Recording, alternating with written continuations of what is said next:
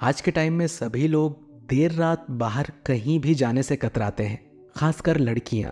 और इसका सबसे बड़ा रीज़न है सेफ्टी। हमारी आज की ये घटना भी इसी टॉपिक पर आधारित है। नमस्कार दोस्तों, हमारे चैनल ट्रू स्टोरी लाइन में आपका स्वागत है। यह घटना दिसंबर 2022 की है। राजस्थान के जयपुर की रहने वाली शालिनी गुप्ता, जो कि बीकॉम फर्स्ट ईयर की स्टूडेंट थी। शालिनी अपने मम्मी पापा के साथ ही रहती थी।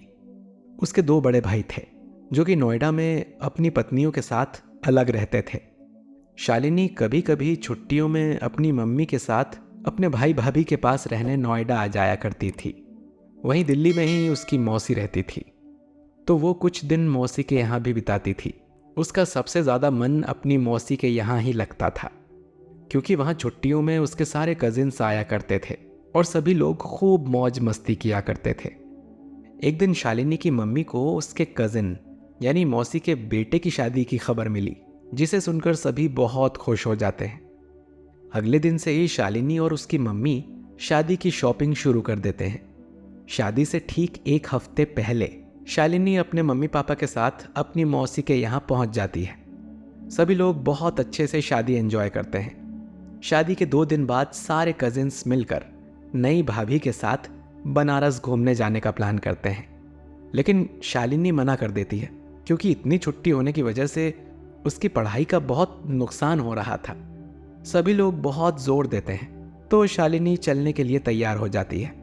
उसके भैया तत्काल सबकी ट्रेन की टिकट्स बुक करा देते हैं। अगले दिन सभी लोग शाम 5 बजे की बनारस जाने वाली ट्रेन में बैठ जाते हैं। शालिनी को मिलाकर पूरे 10 लोग थे और सभी मिलकर बहुत एंजॉय कर रहे थे। 10 बजे के आसपास सभी लोग खाना खा लेते हैं, लेकिन किसी का रात को सोने का मूड नहीं था, इसीलिए सभी लोग बैठकर बातें करते हैं और गेम्स खेलते हैं। 12 बजने वाले थे, दिसंबर का महीना था। कुछ देर बाद सबको सर्दी लगने लगती है। तभी शालिनी अपने भैया से कहती है कि भैया, चाय पीने का बहुत मन कर रहा है, अब कोई स्टेशन आएगा तो चाय पीने चलेंगे, ठीक है? लेकिन उसकी भाभी उसे समझाती है कि अभी थोड़ी देर में लखनऊ का स्टेशन आएगा, वहां गाड़ी कुछ देर रुकेगी, तब सभी लोग चाय पी लेना। लेकिन शालिनी कहती है कि नहीं भाभी, कुछ नहीं होगा, बस जाएंगे और चाय लेकर आ जाएंगे, आप चिंता मत करिए। बाकी सब लोग भी उसकी हाँ में हाँ मिलाने लगते हैं। कुछ देर बाद संडीला नाम के एक स्टेशन पर गाड़ी रुकती है। शालिनी के भैया भाभी को छोड़कर बाकी सब चाय पीने के लिए गाड़ी से उतर जाते हैं। छोटा सा स्टेशन था और वहां बस एक चाय की दुकान ही खुली हुई थी। सब चाय पीते हैं और हंसी मजाक में पता ही नहीं चलता कि कब टाइम निकल जाता है और ट्रेन चलने लगती है। सब लोग ट्रेन की तरफ भागते हैं और किसी तरह चलती ट्रेन में चढ़ जाते हैं, लेकिन भागते समय शालिनी का गाउन उसके पैरों में फंस जाता है और वो प्लेटफॉर्म पर ही गिर जाती है। सब लोग चिल्लाते हैं कि शालिनी जल्दी उठो, देखो ट्रेन जा रही है, जल्दी आओ। लेकिन शायद उसका पैर थोड़ा मुड़ जाता है और वो उठ ही नहीं पाती है। ट्रेन स्पीड पकड़ लेती है। शालिनी चिल्लाती है कि कोई मेरी हेल्प करो, ट्रेन रोको प्लीज। लेकिन कोई क्या कर सकता है, ट्रेन चली जाती है। शालिनी वहीं प्लेटफॉर्म पर बैठी रह जाती है। शालिनी बहुत घबरा जाती है और रोने लगती है। कुछ लोग उसे उठाते हैं और बेंच पर बैठा देते हैं। उधर ट्रेन में सभी लोग घबरा जाते हैं और उसे फोन करते हैं, लेकिन वो कहते हैं ना कि जब मुसीबत आती है तो चारों तरफ से आती है। शालिनी अपना फोन अपनी भाभी के पास ही छोड़कर गई थी। ये जानकर सब और घबरा जाते हैं। उसकी भाभी रोने लगती है और कहती है कि शालिनी बिल्कुल अकेली है और रात का टाइम है और उसके पास फोन भी नहीं है, अब कैसे हम उस तक पहुंचेंगे? हे भगवान, अब क्या होगा? शालिनी बहुत डरी हुई बेंच पर बैठी हुई थी। वो एक छोटा सा स्टेशन था, चारों तरफ अंधेरा और बस 2-3 लोग ही नजर आ रहे थे। उसने चाय वाले से फोन मांगकर अपने भैया से बात की। तब उन्होंने कहा कि शालिनी, हम लोग लखनऊ स्टेशन पर उतरकर तुम्हारे पास पहुंच जाएंगे, तुम चिंता मत करो, तुम बस ये दुकान के पास ही खड़ी रहना, कहीं मत जाना, ठीक है? रात के 12:30 बज रहे थे। शालिनी वहीं दुकान के पास खड़ी हो गई। उसने चाय वाले से पूछा कि भैया, कि लखनऊ जाने के लिए कोई और ट्रेन नहीं आएगी क्या? उसने कहा, नहीं मैडम, अब तो कोई ट्रेन नहीं आएगी, इस स्टेशन पर बहुत कम ट्रेन्स रुकती हैं, यहाँ से तो अब आपको सुबह ही ट्रेन मिल पाएगी। शालिनी वापस बेंच पर बैठ जाती है और अपने भैया का इंतजार करने लगती है। थोड़ी देर में वो चाय वाला भी दुकान बंद करके चला जाता है। चारों तरफ सुनसान था, 2-3 लड़के ही बस दूर घूमते नजर आ रहे थे और कोई नहीं था। शालिनी उठकर देखती है, वहां कोई रेलवे काउंटर, कोई ऑफिस, कुछ भी खुला हुआ नहीं था। वो घबरा गई थी, उसकी आंखों से आंसू बह रहे थे और वो सोच रही थी कि काश मैंने भाभी की बात मान ली होती। उधर सब लोग लखनऊ स्टेशन पर उतर जाते हैं। उसके भैया वहां बाहर संडीला जाने के लिए टैक्सी ढूंढते हैं, लेकिन इस टाइम उन्हें टैक्सी, ऑटो कुछ भी नहीं मिलता है। ऐसे ही रात के 1:30 बज जाते हैं। डरी हुई शालिनी वहीं बेंच पर बैठकर अपने भाई का इंतजार करती है, लेकिन आज के समय में किसी भी लड़की का रात में यूं अकेले होना उसके लिए कितना खतरनाक साबित हो सकता है, ये हम सभी जानते हैं। ऐसा ही कुछ शालिनी के साथ भी हुआ।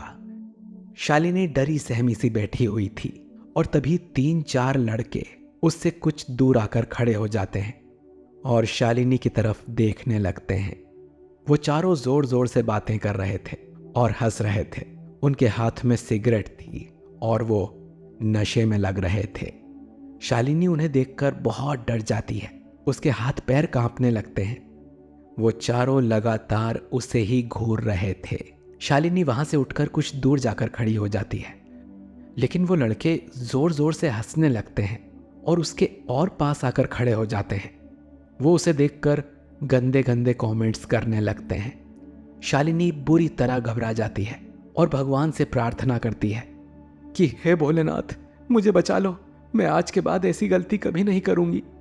ये सोचकर वो रोने लगती है। शालिनी स्टेशन से बाहर जाने का सोचती है कि शायद उसे कोई हेल्प मिल जाए, लेकिन वो लड़के उसका पीछा करने लगते हैं। शालिनी भागती है, लेकिन उसके पैर में चोट लगी थी, इसीलिए वो वहीं गिर जाती है। वो लड़के उसके पीछे आकर खड़े हो जाते हैं और हंसने लगते हैं। शालिनी फंस गई थी, उसे लगा कि अब उसे कोई नहीं बचा सकता। वो बुरी तरह कांप रही थी। तभी अचानक से एक कुत्ता वहां आ जाता है और उन लड़कों पर जोर जोर से भौंकने लगता है। वो इतनी तेज भौंकता है कि वो चारों डर के पीछे हट जाते हैं। वो कुत्ता जमीन पर बैठी हुई शालिनी के हाथों को चाटने लगता है। शालिनी बहुत रोने लगती है और उठकर बेंच पर बैठ जाती है। वो चारों लड़के कुत्ते को लात मारकर भगाने की कोशिश करते हैं, लेकिन वो कुत्ता और जोर से भौंकने लगता है और उन्हें पीछे हटा देता है। कुछ देर बाद उनमें से एक लड़का डंडा लेकर आता है और उस कुत्ते को मारने लगता है। तभी वो कुत्ता उन चारों लड़कों पर कूद पड़ता है और 3 को वो बुरी तरह घायल कर देता है। ये सब देखकर शालिनी को अपनी आंखों पर भरोसा नहीं होता। वो लड़के डर के मारे वहां से भाग जाते हैं। उसके बाद वो कुत्ता शालिनी के पैरों के पास बैठ जाता है। शालिनी नीचे बैठकर उसके आगे हाथ जोड़कर जोर जोर से रोने लगती है और उसे अपने गले से लगा लेती है। रात के 2 बज चुके थे। वो कुत्ता शालिनी के पास ही बैठा रहा और शालिनी उसके सिर पर हाथ फेरती रही। ऐसे ही टाइम बीत गया। करीब सुबह 4 बजे शालिनी के भैया किसी तरह वहां पहुंच गए। शालिनी उन्हें देखकर बहुत खुश हो गई और भागकर अपने भाई को गले लगाकर रोने लगी। उसने अपने भाई को सारी बात बताई, लेकिन पीछे मुड़कर देखा तो वो कुत्ता वहां नहीं था। शालिनी ने चारों तरफ देखा, लेकिन वो कुत्ता कहीं नहीं मिला। उसने हाथ जोड़कर भगवान को धन्यवाद किया और अपने भाई के साथ लखनऊ आ गई और वहां से सब लोग बनारस गए और विश्वनाथ जी के दर्शन किए। शालिनी आज भी जब उस कुत्ते को याद करती है तो उसकी आंखों में आंसू आ जाते हैं। मित्रों, कई बार ईश्वर कब, कहां, किस रूप में हमारी मदद के लिए आ जाते हैं, हमें पता ही नहीं चलता। इस घटना में वो कहावत साफ झलकती है कि जाखो राखे साइयां, मार सके ना कोई। लेकिन इस कहानी से एक सीख हमें जरूर मिलती है कि हमें बड़ों की बात माननी चाहिए और खासकर लड़कियों को रात के समय सतर्क रहना चाहिए। मित्रों, आपको आज की ये सच्ची घटना कैसी लगी और इससे आपको क्या प्रेरणा मिलती है? अपनी राय हमें कमेंट बॉक्स के जरिए जरूर बताएं और हमारे चैनल को सब्सक्राइब करना बिल्कुल मत भूलिएगा। धन्यवाद।